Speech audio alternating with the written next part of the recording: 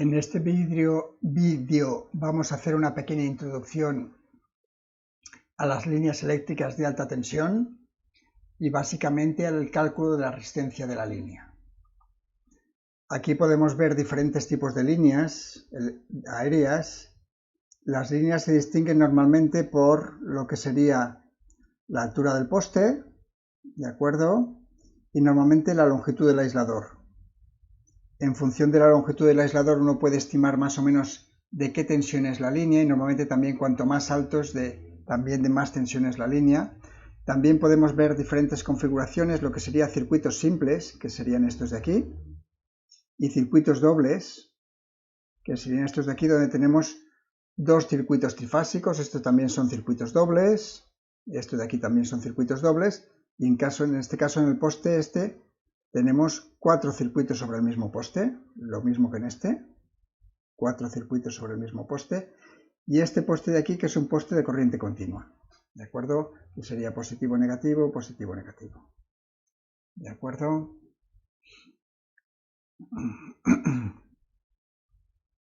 Lo que vamos a ver en este tema va a ser el cálculo de las impedancias serie, inductancia y resistencia, el cálculo de la capacidad, un rápido vistazo a lo que sería cables aislados de alta tensión, el cálculo de las impedancias de secuencia homopolar y el cálculo de los circuitos equivalentes para línea corta, línea media en pi y línea larga. ¿De acuerdo? ¿Por qué los modelos que hemos visto en baja tensión no los consideramos adecuados? ¿De acuerdo?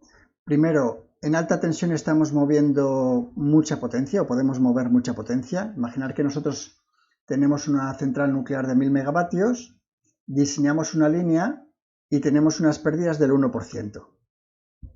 Pues unas pérdidas del 1% significan 10 megavatios. 10 megavatios de pérdidas significan 8,7 millones de euros al año. Por tanto, errores del 1% que en una instalación de baja tensión podrían ser aceptables, en una de alta tensión no. Tener rendimientos más grandes o más pequeños puede ser una cosa muy importante. Después, en las líneas de alta tensión tienen algo especial. Cuando son muy largas o trabajan con muy alta tensión, 220-400 kilovoltios, empiezan a aparecer efectos que no serían evidentes con las ecuaciones típicas de baja tensión, ¿de acuerdo? Los veremos más adelante, pero que obligan a que se tengan que tratar con modelos especiales. Nosotros queremos un modelo de línea eléctrica que sea adecuado para poder calcular cualquier cosa. Lo más importante suele ser caídas de tensión, las pérdidas, las potencias en un lado, las potencias en otro lado. Y esos modelos, vamos a ver 3 modelos, se basan en el cálculo de la resistencia del cable o de la resistencia por kilómetro y fase del cable, la inductancia y la capacidad a tierra equivalente, normalmente por unidad de longitud. Nosotros casi siempre la calcularemos por kilómetro. Y lo que nos queda al final es esto. Por unidad de longitud tenemos una resistencia, una inductancia y una capacidad. Y eso se va a convertir en un modelo con una impedancia serie y unas admitancias paralelo, y eso a su vez se va a convertir en un cuadripolo. Mi línea al final va a ser un modelo de cuadripolo con el que yo pueda calcular cualquier cosa. ¿De acuerdo? Quiero calcular la resistencia, ¿de acuerdo? Para calcular la resistencia, yo calculo la resistencia en ohms, ¿de acuerdo? Y lo que me hace falta es la resistividad, ¿de acuerdo? Este parámetro de aquí. La resistividad lo tengo aquí, esto es el ρ sub t, es este parámetro de aquí. En principio vamos a utilizar solamente 2 materiales, el cobre y el aluminio, ¿de acuerdo? Lo podemos utilizar en ohms por kilómetro o, si no, esto teóricamente es lo mismo que el 1 partido por 56 que habíamos utilizado en baja tensión, y esto es en ohms metro, ¿vale? La longitud de la línea, que aquí a veces sea la longitud de la línea, y aquí podemos, si nos dicen cuánto es la resistencia por kilómetros, pues ponemos 1000 metros o ponemos 1 kilómetro, depende de cómo utilicemos esto. Y la sección, que aquí en sección normalmente siempre se utilizan milímetros cuadrados. ¿De acuerdo? Las unidades de aquí abajo están puestas ya para que la sección se utilice siempre en milímetros cuadrados. Normalmente esto me da la resistencia a 20 grados. Yo puedo determinar que mi temperatura de trabajo no es 20 grados, ¿de acuerdo? Sino otra temperatura. Puede ser 60, 70, 80 grados, ¿de acuerdo? Y por tanto ese cambio de temperatura puede hacer que la resistencia cambie bastante. Normalmente suele cambiar de pasar de 20 grados a pasar a 70, cambia del orden del 20%. Pues yo puedo hacer un cálculo de, si yo considero que mi T1 original era 20 grados, mi T2 es la que sea, pues yo pongo aquí la resistencia a 20 grados y puedo calcular la resistencia a la temperatura de trabajo de mi línea. Para eso me hace falta este coeficiente, que es el coeficiente de variación de la resistencia con la temperatura, este de aquí, ¿de acuerdo? Aquí hay un error, esto sería, aquí va un alfa, ¿de acuerdo? Y tendría esto para el aluminio, esto para el cobre. Cobre, aluminio. Normalmente aleaciones de aluminio casi en España no se utilizan. ¿De acuerdo?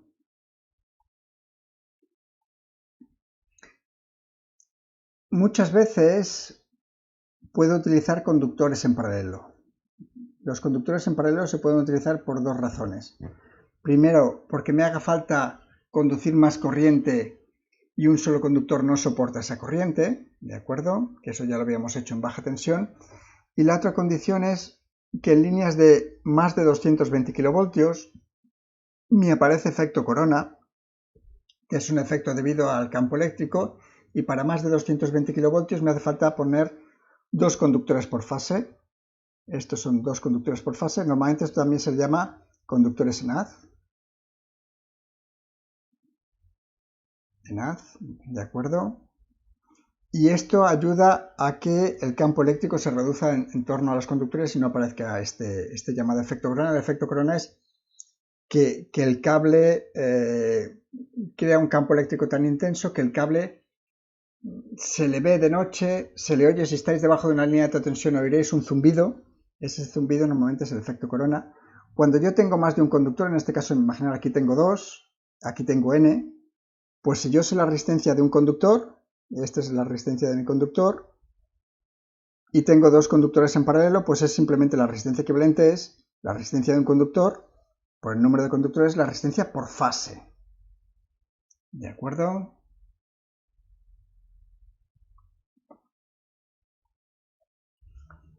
Puedo tener otro problema, pero normalmente los fabricantes ya lo tienen en cuenta y no hacen conductores demasiado grandes.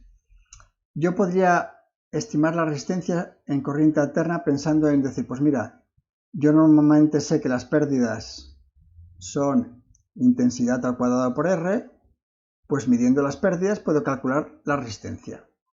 Y si esto se hace en corriente alterna, resulta que la resistencia en corriente alterna es más grande que la resistencia en corriente continua.